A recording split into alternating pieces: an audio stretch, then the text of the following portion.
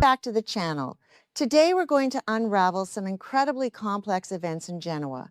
Rumors are circulating around the Newman family, but what's the truth? In this video, I'll summarize the plot points that will be revealed in the next episode. Stay tuned to see what happens. Young and the Restless. Spoilers full. Welcome back to the channel, besties.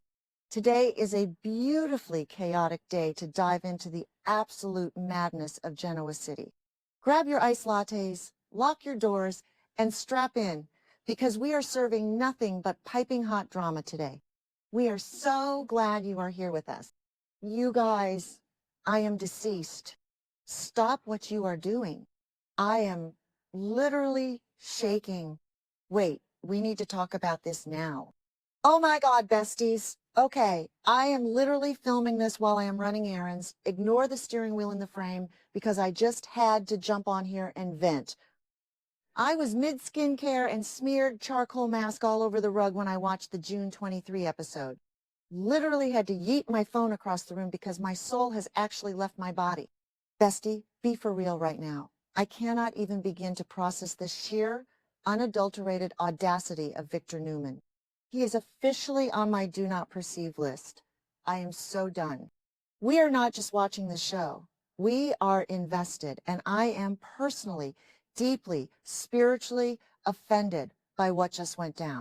I am physically vibrating from the sheer gravity of this situation. Send help.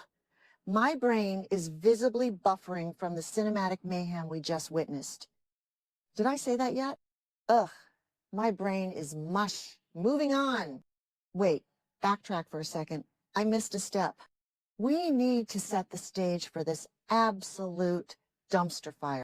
So, Victor Newman struts into Nikki's room, right?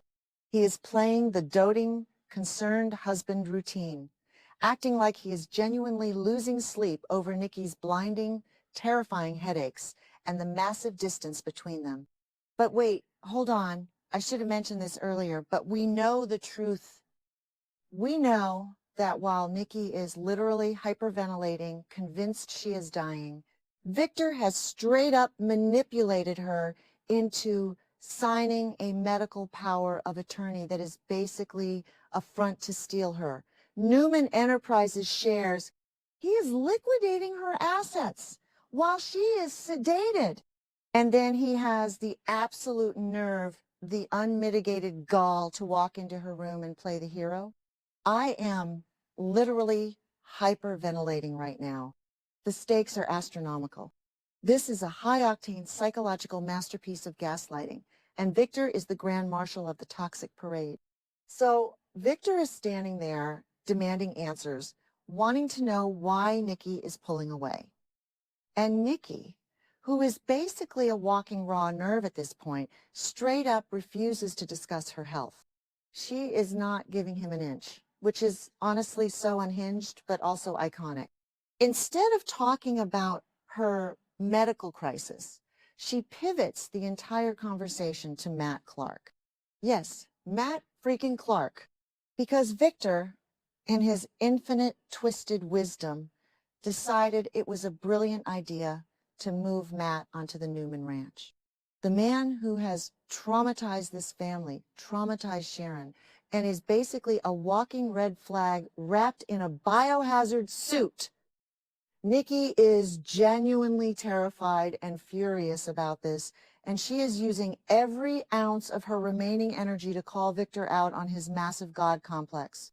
Oh, hold on. I should have mentioned this earlier, but did you guys notice the lighting in Nikki's room during this scene? It was giving major gothic horror vibes, like the shadows were literally creeping up the walls, which perfectly matches the dark, twisted energy Victor is bringing into her space. And do not even get me started on the vibes of Victor's suit. It was entirely too crisp for a man who is actively robbing his dying wife blind. Wait, I am glitching. Okay, back to the main event. So Nikki is laying into him about Matt Clark, trying to make him understand that his need for control is destroying their family. She is begging him to see reason, to understand that his unilateral decisions are tearing them apart. But Victor? Oh, bestie, Victor does not do self-reflection. Instead of actually listening to the words coming out of his wife's mouth, he doubles down. He insists that Matt is under control.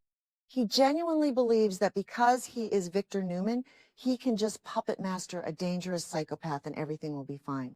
And then, which is honestly so unhinged, he flips the script on Nikki.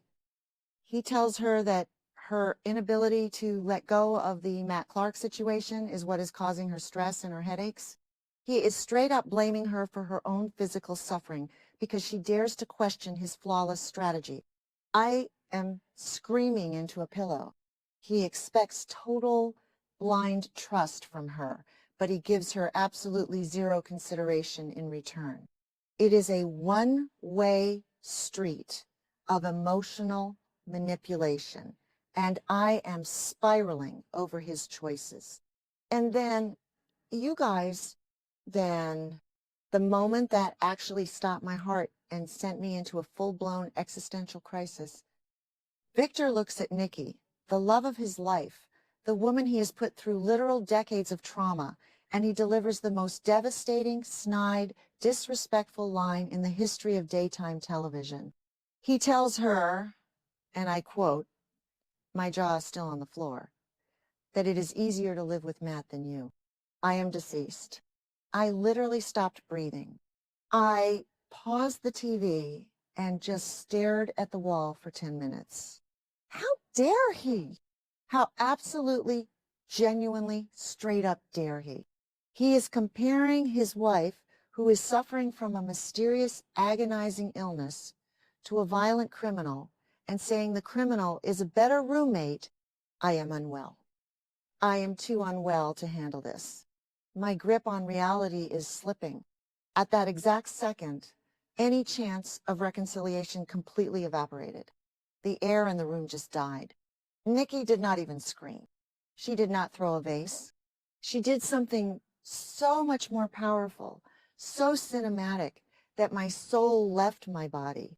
She calmly, with ice in her veins, took off her rings, her wedding rings, the ultimate symbol of their toxic, beautiful, messy, decades-long saga. She took them off, handed them to Victor, and showed him the door. Bestie, she kicked him out. She basically said, if it is easier to live with Matt, go live with Matt. I was cheering. I was sobbing. I was physically vibrating. It was an absolute masterpiece of television. The villain arc is about to go nuclear. I am calling it right now. Nikki is officially done, and Victor's face when she handed him those rings, pure, unadulterated shock. He genuinely did not see it coming because he is so blinded by his own ego. Wait, backtrack for a second, because we have to talk about Victor's fatal flaw here. For months, Victor has approached every single crisis, whether it is Kane, Matt, Chancellor, or his own family, with the exact same delusional mindset. I know best, and eventually, everyone will bow down to my logic. He genuinely believes his control is love. But Nikki has been challenging that narrative for months. Her resistance was not just about Matt Clark. It was about Victor's complete and utter refusal to see how his dictatorial choices destroy the people closest to him. He wants her to be honest about her health, but he completely dismisses her feelings about his actions. It is the hypocrisy for me. Did I say that yet? My brain is mush. Moving on. So Victor leaves Nikki's room, holding his rings, looking like a deflated balloon. And where does he go? Who does he run to for comfort? Victoria and Claire. He wanders into their orbit looking completely defeated, playing the ultimate victim card. He is standing there looking all wounded, but guess what? He still thinks it is all Nikki's fault. He is genuinely standing there, projecting all the blame onto her, focusing entirely on the fact that she kicked him out, rather than asking himself why she kicked him out. It is giving major narcissistic injury energy, and I am spilling all the tea right now. He is completely incapable of accountability. But here is the absolute kicker, the cherry on top of this cinematic mayhem.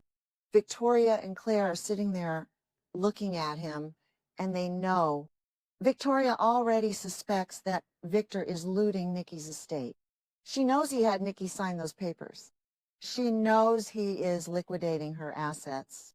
So while Victor is playing the heartbroken husband, Victoria is looking at him with this intense, calculating side eye, realizing that her father is a straight-up monster who is destroying her mother.